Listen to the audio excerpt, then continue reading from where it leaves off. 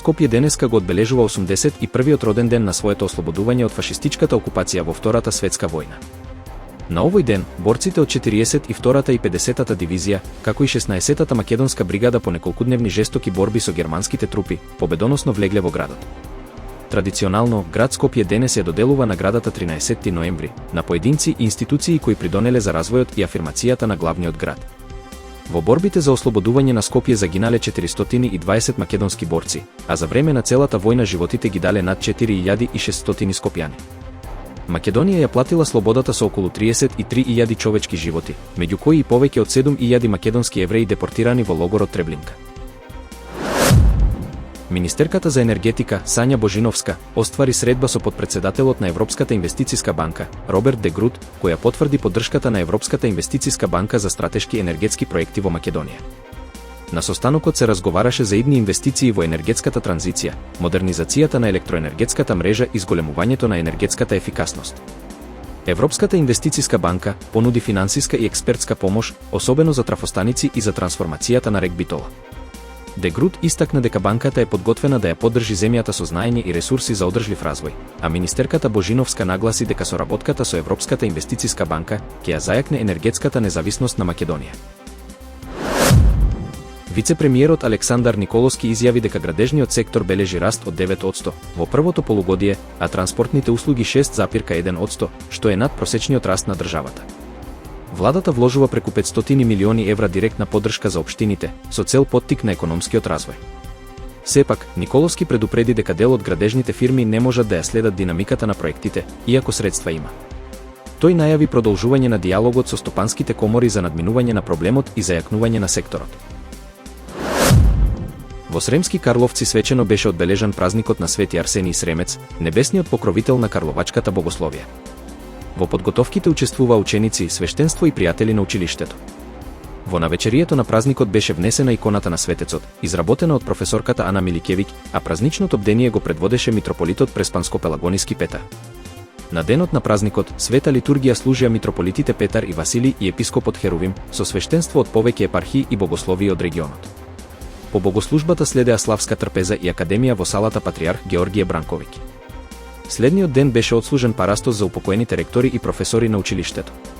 Карловачката богословија, основана во 1794 година, е најстарата православна богословија меѓу србите и денес останува духовен и образовен центар на Српската православна црква. Владата на Црна Гора ги заострува условите за престој на странци. Според новите измени, странец ќе може да добие привремен престој само ако поседува недвижен имот вреден најмалку 200.000 евра. Странските директори и сопственици на компании ќе мора да имаат најмалку 3 вработени, од кои 2 црногорски државјани. Владата најави и засилена контрола на фирми во странска сопственост и проверки на 13.500 турски државјани со дозволи за престој.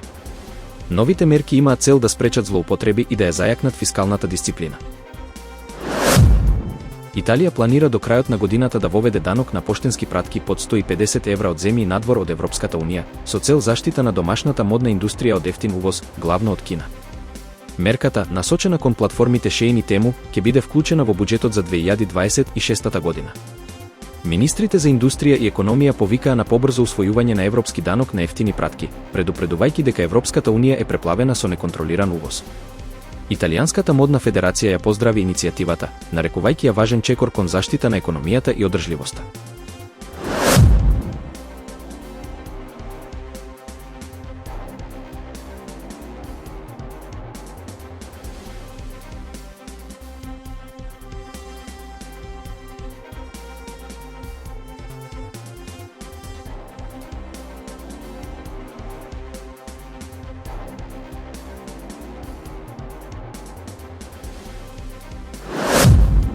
Најмалку 37 лица загинаа, а десетици се повредени во тешка сообраќајна несреќа во Перу, кога автобус падна во клисура длабока 200 метри во регионот Арекипа. Несреќата се случила на панамериканскиот автопат, откако возилото се судрило со пикап и излетало од патот. Во автобусот имало околу 60 патници, а двајцата возачи ја преживеале несреќата. Лошите патишта и прекумерната брзина повторно се посочуваат како главни причини за ваквите трагедии.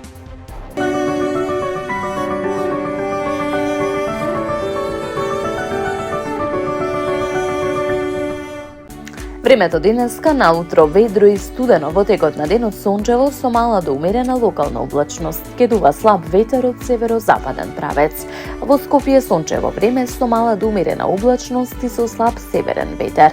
Според најавите од Управата за хидрометролошки работи, следува период на стабилно и суво време со постудени утра. Во текот на денот ќе преовладува сончево со мала до умерена облачност. По одделни котлини ќе има услови за појава на магла.